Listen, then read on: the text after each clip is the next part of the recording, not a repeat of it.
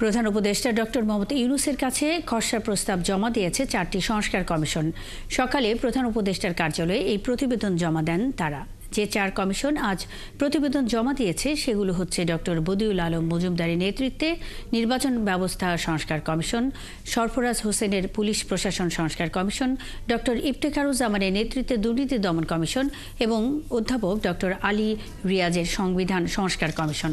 সংস্কার কমিশনের প্রস্তাব হস্তান্তরের পর তা নিয়ে আলাপ আলোচনা শেষে পরে গণমাধ্যমকে এ বিষয়ে জানানো হবে। এর আগে গত 3 অক্টোবর নির্বাচন ব্যবস্থা, বিচার বিভাগ, দুর্নীতি দমন কমিশন, পুলিশ ও জনপ্রশাসন সংস্কার কমিশন গঠন করে প্রজ্ঞাপন জারি করে অন্তর্বর্তী সরকার। পরে 7 অক্টোবর সংবিধান সংস্কার কমিশন গঠন করা হয়।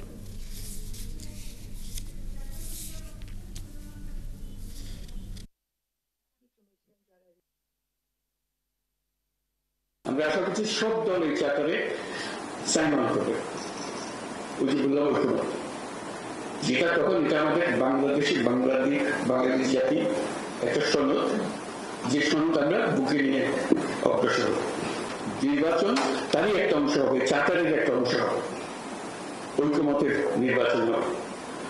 তার মানে চার্টার তো হারিয়ে যাবে, ঐক্যমত না, সেভাবে আমরা অগ্রসর করতে চাই। কাজে এটা খুবই গুরুত্বপূর্ণ জিনিস, আমাদেরকে সেই গুরুত্ব অনুধাবন করতে হবে এবং তার জন্য এই যে পরবর্তী অধ্যায় শুরু হবে আলোচনা, সেটা কিভাবে আমরা করবো সেই ঐক্যমত নিয়ে এসে আমরা নতুন সরকারের দিকে চলে যাব।